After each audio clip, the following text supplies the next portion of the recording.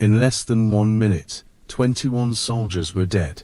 War is filled with stories that history never fully explains. Some of them are written in official reports. Others exist only in memories, whispers, and fragments of testimony. These are the stories that sound unreal. Stories where the outcome is decided not by armies, but by a single moment. One decision, one mistake. During World War II, thousands of soldiers were captured every day. Most prisoners followed the same path: interrogation, transport, and often disappearance. Survival was rare. Escape was almost impossible. This story begins the same way. A lone soldier, surrounded, disarmed. According to later reconstructions and wartime accounts, he was taken alive by a German patrol during a routine operation. To them, he was just another prisoner. Tired, hungry, defeated. There was no reason to fear him. Or so they believed. What they did not understand was that some soldiers are trained, not to survive battles, but to survive capture.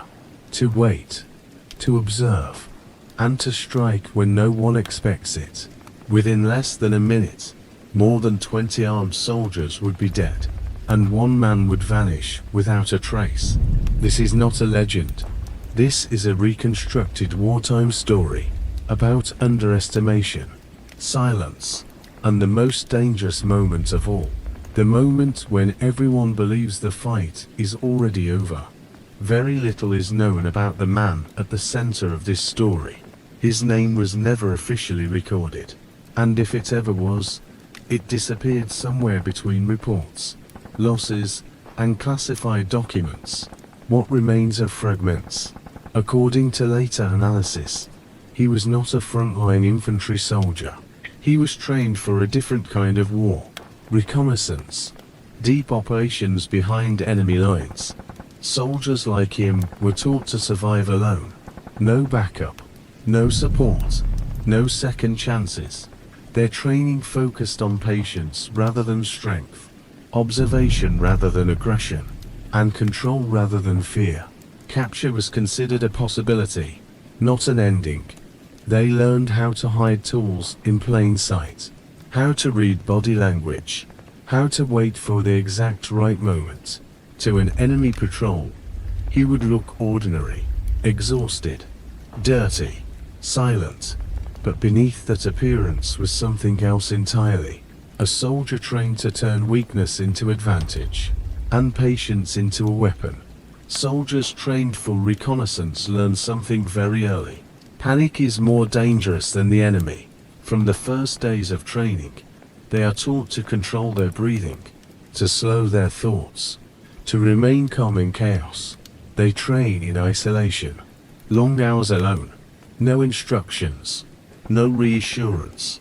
The goal is simple: to make fear familiar. Capture scenarios are practiced again and again. Hands bound. Weapons taken. Guards watching closely. The lesson is always the same. If you are alive, the situation is not over. You observe. You wait. And you never act too early. The mission that led to his capture was never supposed to turn into a fight. It was designed as a quiet reconnaissance sweep. The kind of operation that rarely earns medals, but often decides the next battle. The objective was simple: move behind the enemy line, confirm troop movement, mark defensive positions, and return without being seen. He and his team were sent out before dawn, when visibility is low and even footsteps sound softer against the ground. They carried minimal equipment: a rifle, a small pack, maps sealed in oilcloth, and the kind of tools that matter only when everything goes wrong. At first, the plan worked. They moved through tree lines, followed shallow depressions in the terrain, and avoided open fields where silhouettes could be spotted. The only sounds were distant artillery and the occasional crack of wood under a boot. But war has a way of shifting the map when you're not looking. A German patrol appeared where it shouldn't have been. Not one or two men, a full group, moving with purpose. close enough that retreat would draw attention. In moments like that, the choice is always brutal: run and risk being shot, or freeze and risk being found. His team split, trying to disappear into the landscape. He stayed just long enough to cover them. A decision that saved others, but cost him everything. A short exchange of gunfire erupted. Not a battle, a warning, a flash of chaos.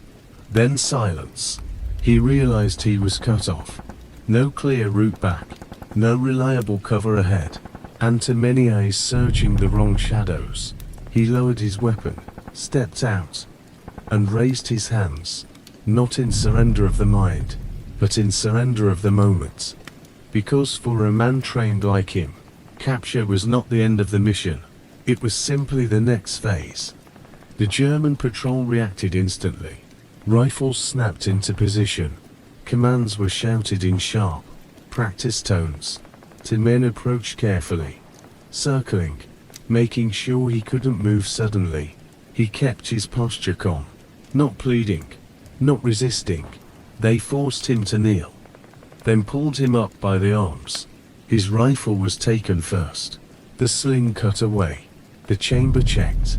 Then came the search. Hands moved quickly over his jacket, belt, and pockets. They checked the pack. They unfolded cloth.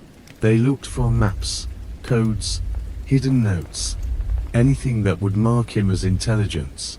They found enough to confirm he wasn't a civilian, but nothing that looked dangerous in the next 10 seconds.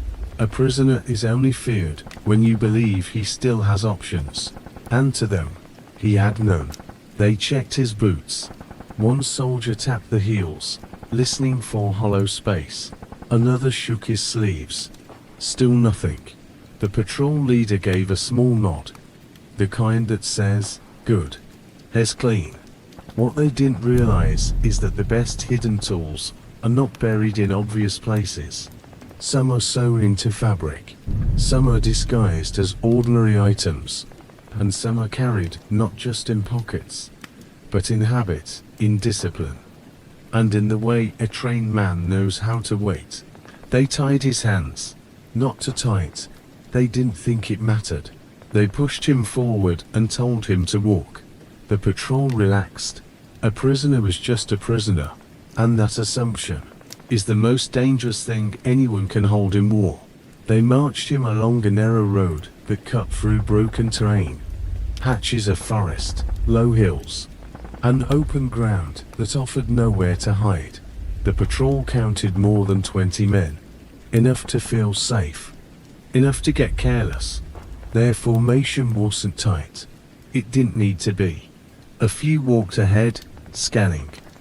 Some drifted to the sides, smoking, talking, joking in low voices.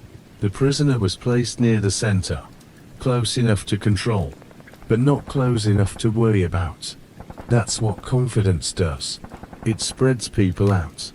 It makes attention wander. He walked with his head slightly lowered, not because he was broken, but because he was observing. Every step became information. He listened to the rhythm of boots, counted how many men were close enough to reach him quickly, noted who looked alert and who looked bored. He watched how rifles were carried, ready or relaxed. He watched hands. Hands tell you everything. Who is nervous, who is careless, who is about to react. The road itself mattered too. He was looking for a moment when the terrain forced the patrol into a less controlled shape. A bend, a narrow stretch, a place where the front men couldn't see the rear. At times, a soldier would shove him forward, irritated. Another would laugh, making a comment to his friends. And the prisoner stayed silent, because silence can look like defeat, but silence can also be preparation. And as they walked, minute by minute, the patrol's focus softened. That's the thing about escorting a prisoner. The longer nothing happens, the more your brain starts believing nothing will. It happened so suddenly that several soldiers later would have remembered it differently, if any of them had survived to tell the story. One moment, the march was routine. The next, the prisoner laughed. Not loud, not hysterical. A calm laugh, almost quiet, like a man reacting to a private thought. The patrol leader turned his head. One soldier frowned, annoyed. Another smirked, assuming the prisoner had finally cracked under stress. In war, laughter can mean madness or fear, but sometimes laughter means certainty. The prisoner lifted his eyes just slightly, as if he was looking past them, past the rifles, past the numbers, past the situation everyone else believed was fixed. A few soldiers exchanged looks. "What's so funny?" One of them muttered, stepping closer. That step mattered, because it changed distance. It changed angles. It changed the balance of attention. The patrol didn't tighten formation. They didn't raise rifles. They didn't stop the march. They treated the laugh like a minor detail. And that was the final mistake, because the laugh wasn't random. It was the signal, not for others, but for himself. A mental switch, a decision made absolute. In training, they taught men like him that fear comes in waves. If you let it rise, it drowns you. So you choose a moment that belongs to you, and you act. His laugh was the moment he took control back, in front of men who believed control was already theirs. What happened next is described in Reconstructions as less of a fight and more of a collapse. Because once the first second went wrong, everything after it went wrong faster. The prisoner moved his hands in a way that looked almost casual.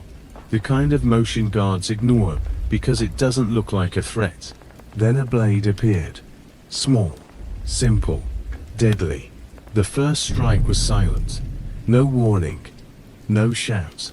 A soldier's body dropped in a way that confused the men around him for just a heartbeat. The exact heartbeat he needed. In that instant, the prisoner took a rifle. Not by wrestling. Not by begging. By moving like someone who had practiced it hundreds of times. The patrol reacted late. Some shouted orders.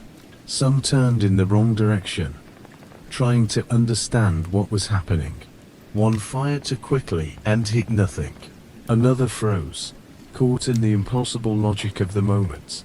He was a prisoner. How is this happening?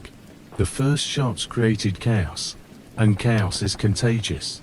Men began firing without targets. In a tight group, that becomes deadly. The prisoner used the confusion like cover. He moved from one position to the next, taking weapons, changing angles, never staying exposed long enough for multiple rifles to lock onto him. He wasn't fighting an organized unit anymore. He was fighting a crowd of startled men, each reacting as an individual.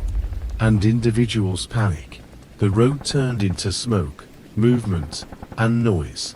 Then, as quickly as it began, the noise ended. Bodies lay scattered. 21 soldiers were dead. The number sounds unreal, and that's why this story spread. Not because it was clean or heroic, but because it exposed a brutal truth. Underestimation can kill faster than bullets. The prisoner didn't stay to celebrate. He took what he needed, ammunition, supplies, and vanished into terrain that swallowed men whole. And within minutes, there was nothing left on the road but silence.